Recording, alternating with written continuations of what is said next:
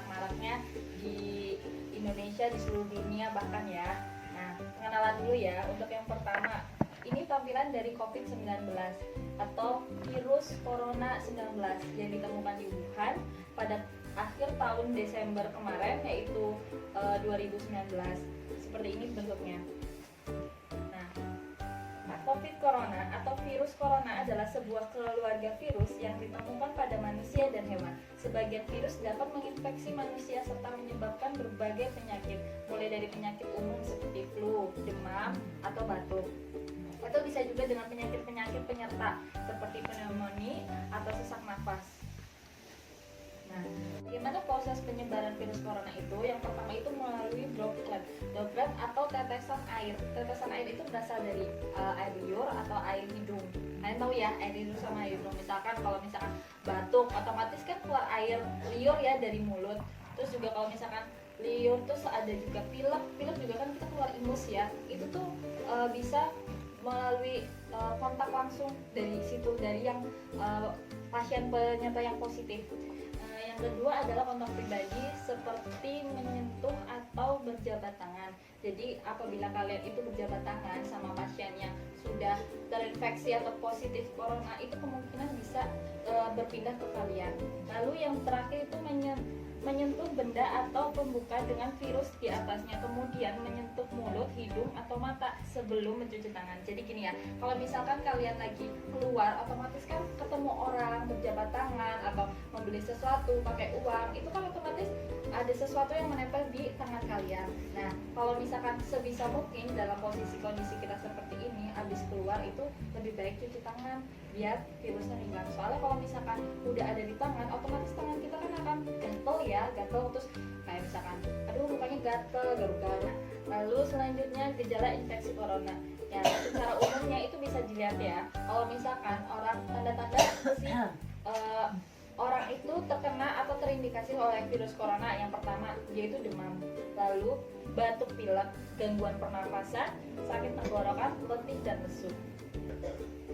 Apabila kalau kalian itu merasakan gejala-gejala seperti yang ada di sini, sebisa mungkin kalian langsung periksa ke puskesmas terdekat atau posko kesehatan terdekat. Pengobatan infeksi coronavirus. Pengobatan infeksi corona ini sebenarnya belum ada obatnya.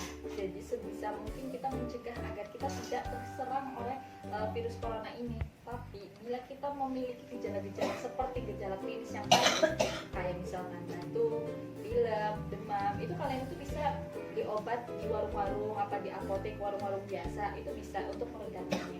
Atau bisa nanti kalian minum air putih yang banyak, minum vitamin, terus banyakin vitamin C-nya. Nah, yang paling penting itu berjemur setiap jam 10 menit sampai 15 menit. Itu untuk biar kita itu mendapatkan vitamin D yang alami. Vitamin D itu untuk memperkuat antibodi kita. Nah, selanjutnya ini adalah pencegahan agar tidak terkena virus corona. Yang pertama, otomatis kita harus rajin-rajin mencuci tangannya. Yang kedua, kita itu menggunakan masker kalau misalkan kita batuk dan pilek. Tapi tanggal 5 April kemarin kan udah dicetuskan ya sama pemerintah kalau kita diwajibkan keluar untuk menggunakan masker. Jadi diusahakan kalau kita emang keluar itu menggunakan APD yang selengkap-lengkapnya, seperti salah satunya masker. Nah, kemudian kita juga harus mengkonsumsi makanan bergizi. Fungsi dari makanan bergizi ini untuk memperkuat daya tahan tubuh kita juga. Lalu selanjutnya itu kita hati-hati kontak langsung dengan hewan dan jangan mengkonsumsi daging yang tidak dimasak. Maksudnya kayak misalkan kayak sate kan itu kan setengah matang ya, kalau bisa dihindari dulu. Jangan sampai kita itu berkontak langsung juga sama hewan.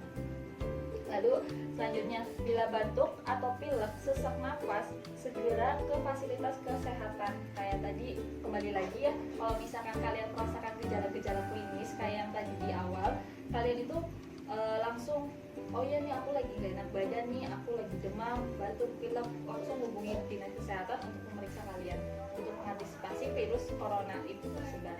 Lalu yang terakhir, bila biasakan hidup higienis, rajin olahraga, istirahat cukup, dan minum vitamin. Ini yang poin paling pentingnya ya, untuk menambah antibodi kita. Nah, setelah itu mencuci tangan dengan waktu yang dibutuhkan untuk menghilangkan kuman di dalam tangan kita. Kuman dan bakteri maupun virus di tangan kita itu butuh waktu 20 detik mencuci tangan.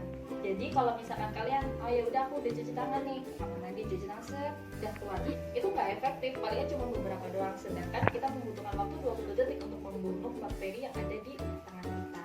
Misalkan ada 7 langkah tuh caranya mencuci tangan. Kayak misalkan 1, 2,